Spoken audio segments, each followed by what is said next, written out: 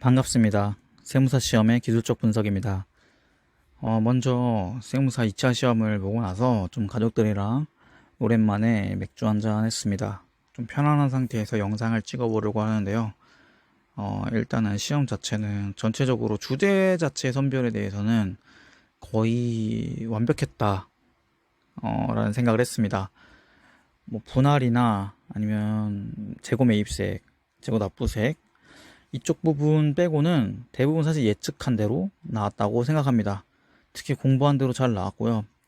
근데 문제는 예측을 했는데 이게 기본기가 좀 많이 부족하다라는 생각을 좀 했습니다. 아무래도 제 공부 방법 자체가 수험 기간이 짧다 보니까 좀 대표 유형이나 시험에 나올 것 같은 부분에서 등급을 매기고 그 부분에 대해서 유형을 거의 완벽하게 외우고 완벽하게 좀 이렇게 숙달을 시키는 방식의 공부 방법인데, 회계학 1부 같은 경우에는 제가 사실 주식기준 보장을 굉장히 중요하다고 생각했는데, 제 책에서 기본서에는 문제가 커버가 되는데, 특히 이게 회계사들도 보는 기본서, 보통 회계학 기본서는 공용이죠. 회계사 세무사. 그렇기 때문에 좀 커버가 됐는데, 제가 이제 2차 시험 전용 연습서로 세무사 전용이죠. 세무사 전용으로 이제 진행을 했는데, 여기에서 나오지 않았기 때문에, 거의 좀 아쉬운 부분이 있는 것 같아요. 뭐, 미가득 주식이라든지 이런 것들에 나왔을 때 좀 당황을 했는데,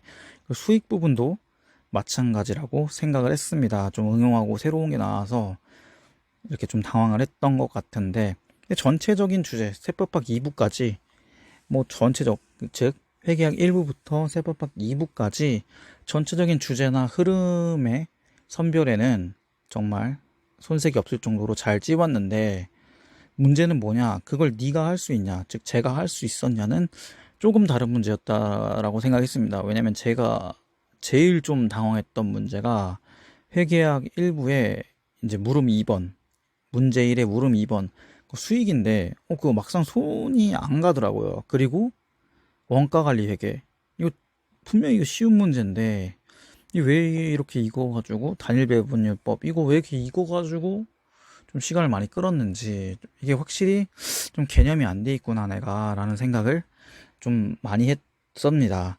그리고 세법학 2부에서 지방세법에서 문제가 너무 간단하지 않았습니까? 전 이거 솔직히 좀 오류인 줄 알았습니다. 제가 시험을 처음 봐서 그런지 아니면 뭐 경험 있으신 분들은 잘 모르겠는데, 저만 시험지 들고 막 이렇게 막 계속 문대고 있더라고요. 이거 맞냐고 막.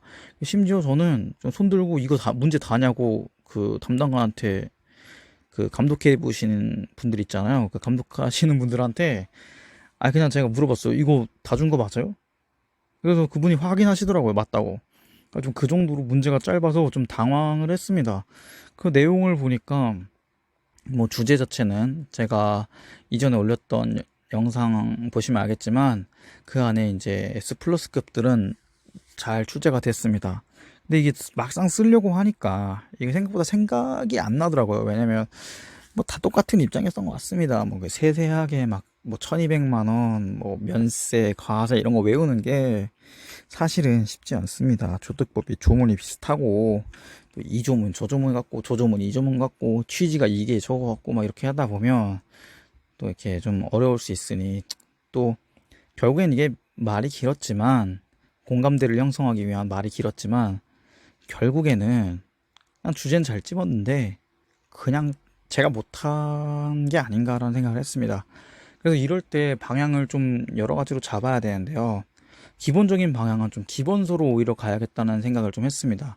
특히 회계학 1부 같은 경우에는 좀 기본서로 많이 가야 될 것 같다. 왜냐면 어, 회계사랑 세무사랑 공통으로 보는 것들이 기본서잖아요. 근데 이게 생각보다 이런 시험을 보고 나면 제가 회계사 시험 거까지 공부할 거예요 라고 하시는 분들이 있는데, 그것도 굉장히 좋은 자세라고 생각하지만 조심스럽지만 좀 위험한 것도 사실입니다. 왜냐면 양이 너무나 많아져요. 세법학도 해야 되고 세무 회계도 해야 되고 거기다 회계학 원가까지 해야 되는데, 이것까지 회계사 수험생 수준까지 준비한다는 거는 조금 무리라고 생각합니다. 왜냐면 어려운 걸로 때우는 방식은 사실 그렇게 좋은 방법은 아니라고 저는 생각합니다. 이게 머리가 좋으신 분들은 잘 모르겠지만. 그래서 오히려 기본으로 돌아가서 내가 이거 진짜 기준서 문구를 제대로 이해하는 게 맞나? 라는 것을 진짜 쉬운 기본서라든지 아니면 지금 자기가 가지고 있는 기본서로 보시는 게 좋을 것 같습니다. 제가 보는 기본서는 조금 어렵게 서술이 되어 있는 것 같아요. 아무래도 이게 유형대로 좀 이렇게 좀 잘 가르치는 분들이 유형별로 가르치시는 분들을 제가 이제 아무래도 기본서로 많이 결과적으로 선택을 하다 보니 조금 내용 설명이나 이런 부분들이 어려운 게 많은데 그런 과정에서 제가 혼자 사고할 수 있는 시간이 좀 없지 않았나 싶었습니다. 물론 제가 이게 혼자 천천히 사고했으면 2차 시험 올해 못 들어갔습니다. 냉정하게. 이분들 도움을 받은 게 많고요. 정말 크죠. 사실 여기까지 오고. 아니, 어떻게, 솔직히 까놓고 말해서 7개월, 8개월 공부했는데, 이렇게 답을 씁니까? 이게 무슨 뭐, 어디 동네 뭐 이장 뽑는 시험도 아니고, 진짜 좀 평생 먹고 살 거리 하는 건데, 요 정도만 해줘도 사실 저는 만족하지만, 결국 합격을 위해서는 더 많은 실력과 더 많은 견해와 더 많은 검증이 필요하다는 생각을 했습니다. 전체적인 시험은 평은 그렇습니다. 기본으로 돌아가자. 정말로. 기본서로 돌아가고, 좀 요약된 것들에 대한 좀 지향을 해야 되지 않을까. 뭐 예를 들면 어떤 분들이 합격 수기를 보니까 뭐 이렇게 요약서를 보면서 공부를 해서 합격을 했다. 이런 말씀들을 많이 하시는데요. 그런 시대가 점점 끝나고 있지 않나. 2024년도만 보면 그런 시대는 조금씩 끝나고 있지 않나 싶습니다. 좀 당황스러운 것들이 꽤 많고, 지금 2차 시험 보고 오신 분들 중에 제 말을 공감하시는 분들이 꽤 있을 거예요. 그래서 저는 오히려 과감하게 어려운 걸 선택하기보다는 기본서로 돌아갈 생각입니다. 그리고 만약에 제가 이제 내년에 이제 12달 남았죠. 내년에 이때쯤 시험 본다면, 그러면 6개월은 회계학 일부만 공부할 생각입니다. 그 이유는요.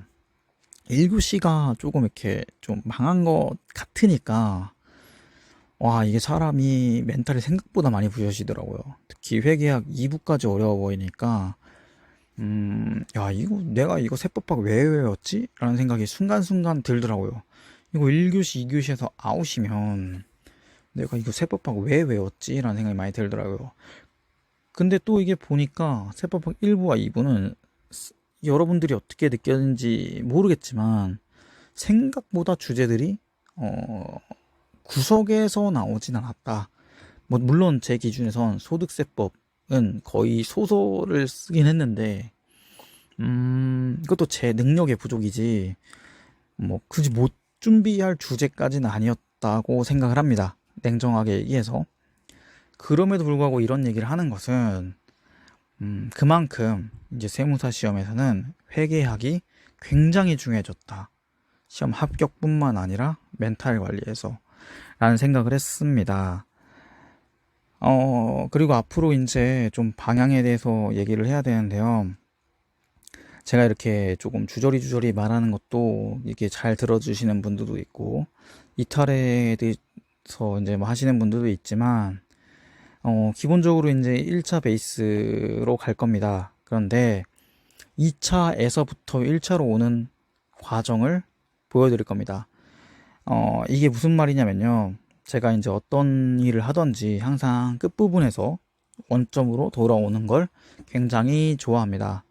커뮤니티 글에서도 말씀드렸지만 정말 저는 오늘을 위해서 2월부터 살았거든요.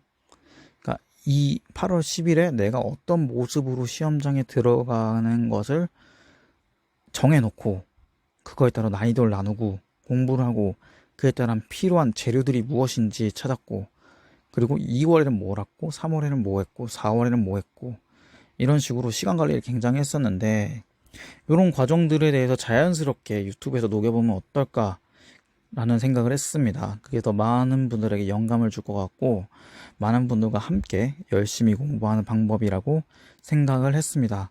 그리고 자료 같은 경우에는 좀 이제부터는 1차 관련해서는 굉장히 좀 자신감 있게 나갈 수 있을 것 같아요. 왜냐면 제가 사실 2차 시험은 아직 붙은 상태가 아니기 때문에 이게 자료를 검증하거나 이렇게 좀 생각하는 데 있어서 조금 시간이 걸리거나, 제가 사실 이제 시험을 보다 보니 좀 포기한 부분이 많았습니다. 내부 자료 중에 되게, 이게 지금 생각하면 이거 뿌릴 걸, 이거 뿌렸으면 사실 조금 더 많은 사람들한테 영감을 줄 수 있지 않을까라는 것들이 있었는데, 좀 뿌리지 않은 것들이 좀 있습니다. 사실 특히 이제 영상 중에서 제가 대손 충당금 안 한다고 막 했던 거 있습니다.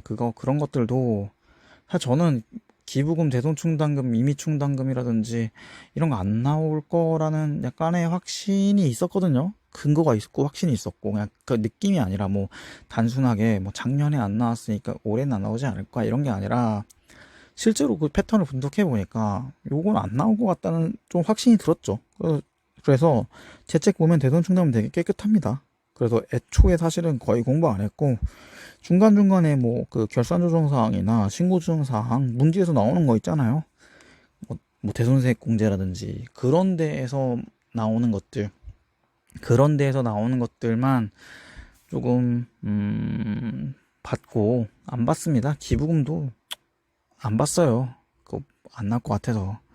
근데 이게 또 운이라면 운이고, 뭐 실력이라면 실력인데, 결국에는 이런 판단 근거들을 좀 공유하는 방식으로 좀 갈 것 같아요.